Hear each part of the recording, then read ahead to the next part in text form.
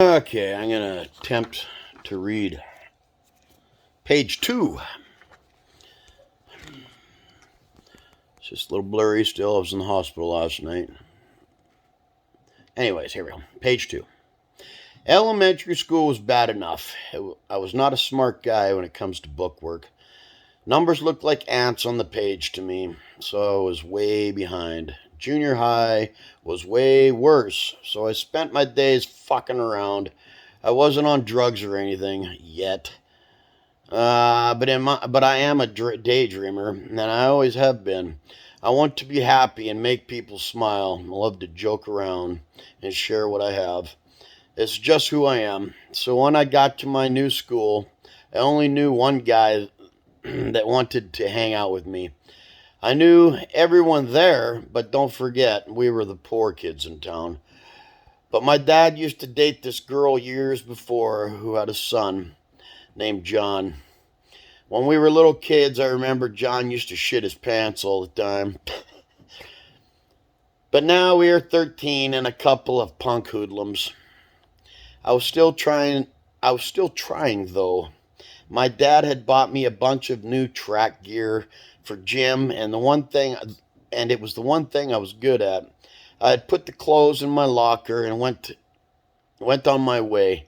Well, apparently my dad beat up the coach back when they were in high school, so the coach took it out on me and cut my locker door open, threw my clothes in the garbage can, and had me transferred to another class. Nice guy. No more sports for Doug. So I called Dad, and he came down and smashed the guy around in front of the whole class. Cops came. It was, but it gets blown over. But the next day I'm at lunch, and the coach rips my sandwich bag away and says it smells like pot. Dad comes back to the school and smells the bag. It's not pot, and fuck you, and fuck this, until I'm expelled. But somehow it's still my fault. And Dad forces me to sit in his car in the parking lot at his work in the blistering California heat for 4 days. I'm told that if I get out of the car, he will beat the shit out of me. So I sat there for 2 weeks. No, I guess it was 2. Yeah, it was. No, sorry, it wasn't 2 weeks. It was 4 days, I think. Until Dad was sick of bringing me. But he probably should have kept me in the car, because John and me ended up stealing his mom's car and rolling it down a cliff. Oops. I went to juvenile hall and waited for my mom to drive down from Canada. This is where it all gets worse from here. To get me. Dad wanted nothing to do with me anymore. When Mom picked me up, we drove to Dad's to say goodbye, and he opened the door and told me I'm not his son, and that my mom is a fucking whore, and slammed the door in my face. Thanks, Dad. So off to Canada for a couple years until I convinced Dad into letting me come back. But this time I'm about 16. Dad picks me up from the bus station, and we went to the flea market. It was fun. We were having a good time. I think we were in there. I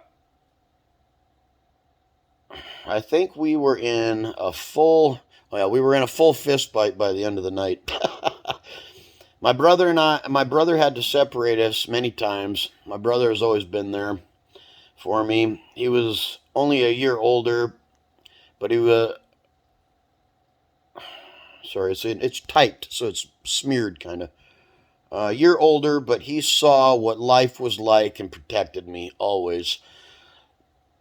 So time goes on, good times, bad times, but around 17, it was eating me up inside. Every day I told how stupid I am, how my mother is a whore. I needed to escape. Then I found it in a bag of meth. Fuck, man. All I ever wanted was for us all to be happy, and now I'm fucked on drugs to find some sort of comfort. It sounds weak, but hey, man, I was just a kid. I remember my two buddies, Jeff and Greg. I still talk to Jeff, but Greg died years ago. I've seen a lot of death. I've seen a kid blow his brains out right in front of me. The brain splattered all over the side of my head when I was 16. I saw another friend get Oh yeah, I forgot about that guy. I saw another friend get the top of his head cut off when I was 19. We all just took acid and were going to head over to the lake. He was in the car in front of us when a garbage truck coming the other way skipped the lane and hit the car head on. My buddy opened the door, got out with the top part of his head completely gone. He was walking towards us, blinked a lot, then he hit the ground. Again, I was 19 and I went down to the bridge in town and seen this guy called Scary Gary cutting the arms of a dead body with a pocket knife.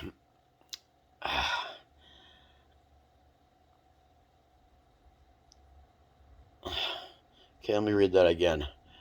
I went under the bridge in town and seen this guy called Scary Gary cutting the arms of a dead body. I'm like, what the fuck are you doing? He says, I found this guy dead. My arm's numb. I found this guy dead and went through his pockets. Now he's got to slice him up and down the arms to make it look like a suicide so that the cops don't think he killed him. I looked at him and said, I thought you said you found him already dead. I don't know if he killed the guy or not, but the cops caught up with him and let him go. He was running through Safeway parking lot screaming, dead body, dead body. I mean, it was crazy. I'm going to go into page 3. I know it's hard to understand with my reading, but you get the gist. Such a small town, so much death. But anyways, life continues. By now I'm taking trips down to San Francisco to buy acid from the hippies on Haight Street. That's where they all ended up after the 60s. Fun place to go, take some acid and go trip around Golden Gate Park. There's always some sort of free concert, free food, lots of happy people. I liked it there. Like I said, I'm a happy, friendly guy. But it's life that has tried to make me hard. In the end, I think I'm winning. Hope. I'm still a mean prick, but I'm doing a lot better than before. After all, I'm Bill Brownell's son, whether he likes it or not. I ended up getting a DNA test, but he still denied me. I think I even lived in that park for a couple of months, Golden Gate. It was right at the time when they were filming the Doors movie. A bunch of us got to be in the extras. I'm in that movie. Some just in the background. That was me. I was in the background. But it was fun. I did a couple interviews with some reporters here and there. This was the early 90s, and I had long hair, God sandals, and I looked like a hippie. I played the part. But I was on my way to San Luis Obispo to see an old friend, Becky. We kind of grew up together, and she was pretty cool. She's back in St. Helena and married to another old friend. Small town, America. Anyways, I went down there to see her while I waited for my buddy Haas to finish up some work he had in L.A. Slow town is pretty cool. Becky had a job at a pizza place. So food was free and lots of time to just fuck around in this little college town. Hold on, see, my arm is completely numb. Okay.